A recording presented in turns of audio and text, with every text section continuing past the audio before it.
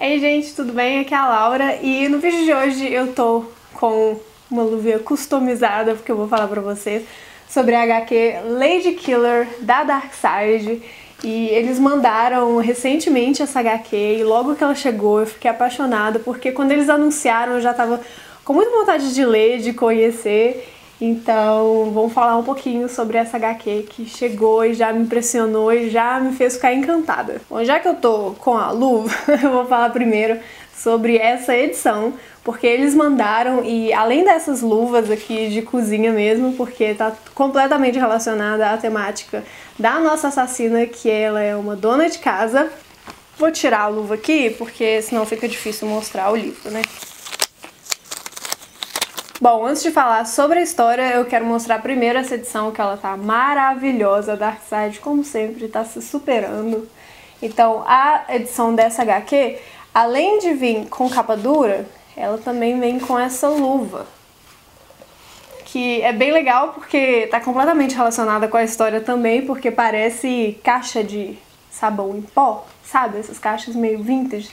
Tem até instruções de uso, de armazenamento aqui, então é bem legal, achei bem criativo, que aí combina ainda mais, né, com as luvas, tudo a ver. E agora a edição de Ladykiller, toda linda, tem umas cores bem fortes mesmo, você não consegue nem parar de olhar pra capa. E aqui na folha de guarda já linda também, com várias facas.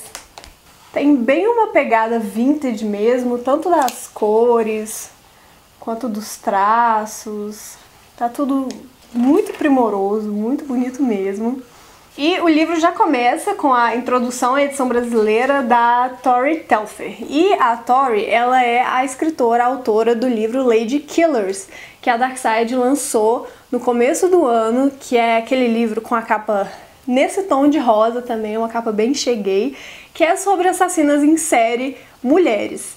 Então fala sobre essas serial killers que às vezes a gente não conhece, porque a gente conhece mais os assassinos homens, porque você tem, por exemplo, o Ted Bundy, que ficou muito conhecido, e acaba que a gente deixa as assassinas de lado. Então também é interessante conhecer esse outro lado, um lado mais violento, mais cruel, que às vezes a gente acha que a feminilidade, ser feminina, tá muito ligada a ser doce, a ser mais passiva, e ela mostra esse outro lado dos assassinos, fala que eles também podem ser mulheres, e pra desromantizar um pouquinho toda essa questão também. Então achei tudo a ver ser ela a pessoa, ser ela a mulher a introduzir o HQ Ladykiller. Então já começa fazendo um paralelo com o papel da mulher no século passado, porque essa HQ, Ladykiller, ela fala de uma dona de casa, retrata aquela vida nos anos 50, então tem toda aquela questão das roupas vintage, da mulher ter que estar sempre arrumada, e bem aquela ideia, aquela imagem que a gente tem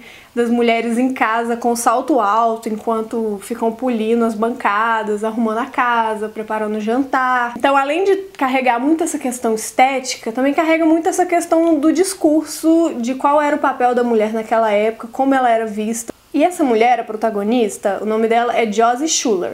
E ela vive essa vida normal, de dona de casa, que era comum para as mulheres na época, mas ao mesmo tempo ela é uma assassina de aluguel. Então a gente já começa tendo essa informação logo de cara, com uma cena mais violenta, e a gente começa a descobrir também, logo nas primeiras páginas, uma questão muito forte do sexismo da época. Então o próprio chefe dela, como assassina de aluguel, já tem esse discurso bem forte na primeira conversa que aparece que eles têm. Então a Josie, ela tem que mesclar a vida dela como dona de casa com a vida dela de assassina, ao mesmo tempo em que ela tem que criar as crianças, conviver com o marido, que é um marido até legal, ele é bem compreensivo, apesar de ser muito passivo com tudo, e com a sogra que mora com eles e que é uma mulher muito estranha, muito rancorosa e que já deixa um clima mais pesado na casa.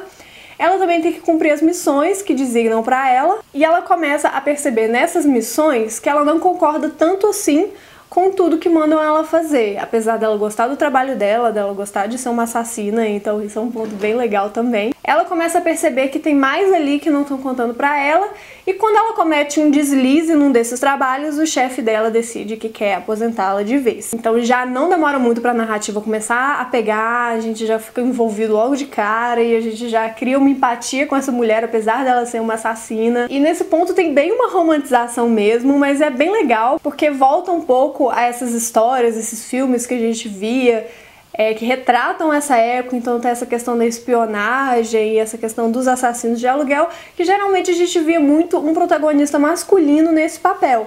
Então é legal trazer isso com uma mulher como protagonista, porque traz um pouquinho dessa questão do empoderamento de outra forma. E isso é uma coisa que eu sempre falo aqui, que eu adoro ver na literatura, tanto nos quadrinhos quanto em outros gêneros literários. É uma coisa que eu adoro ver as pessoas moldando um pouco essa questão do feminismo, do discurso feminista, de empoderamento da mulher, de igualdade de direitos de outras formas.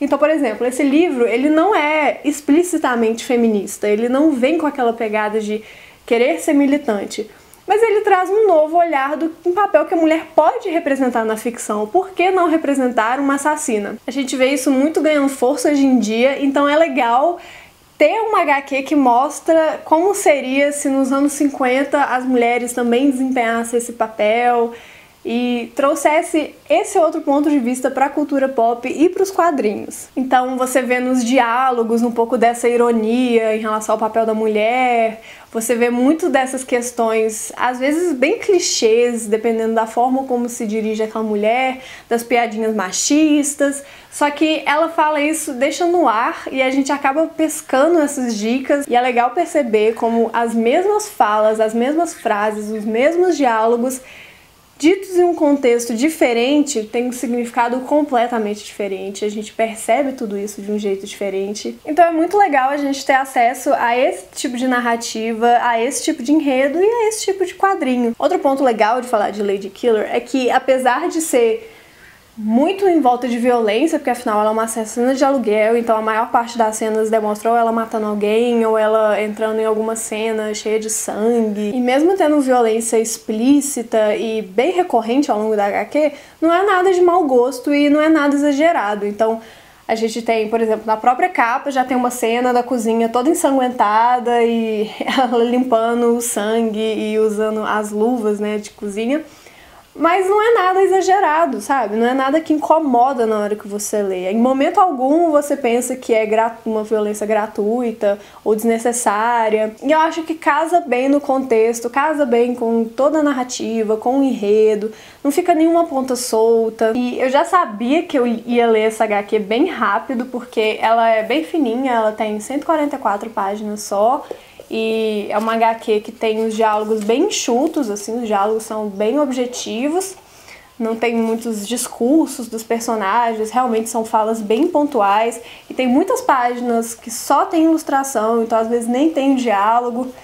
Mas eu li bem mais rápido do que eu achava que eu leria, porque a HQ simplesmente é encantadora. Você não consegue parar de ler, você fica envolvido na história da Josie Schuler, você quer saber todo o contexto, você quer saber o que tem por trás dos personagens que estão em volta dela. Mesmo sendo apresentados a novos personagens o tempo todo, é uma HQ bem fácil de ler, ela é bem tranquila, acho que todo mundo vai gostar de ler, porque realmente ela é muito envolvente, ela tem esse toque nostálgico.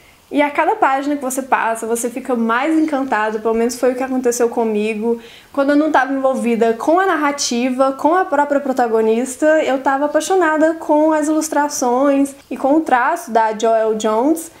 E, enfim, uma HQ que eu gostei bastante, é bem rapidinho de ler mesmo, você lê em, acho que meia hora, 40 minutos, você já devora ela inteira e fica querendo mais. E aqui a Darkseid já coloca que é o volume 1, então já supõe que vai ter uma sequência. Eu sei que nos Estados Unidos eu acho que já tem o volume 2, então eu espero que a Darkseid não demore pra lançar o volume 2, porque realmente é uma HQ que eu acho que todo mundo que ler vai gostar. E eu espero que a gente possa conferir a sequência logo.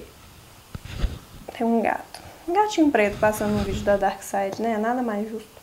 E eu fiquei muito feliz de ter lido essa HQ, porque já virou uma das minhas favoritas de 2019. Foi uma surpresa muito positiva e eu acho que foi uma aposta certeira da Darkside. E eu vou mostrar agora com um pouco mais detalhe algumas páginas da HQ pra vocês verem como que essa edição tá maravilhosa. Aqui vocês podem conferir em detalhes a capa do livro.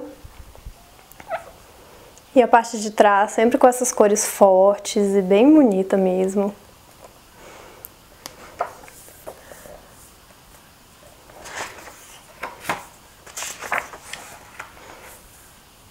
Aqui já vem com essas cores mais vintage, sabe? Nos tons pastéis, que eu já achei tudo a ver também.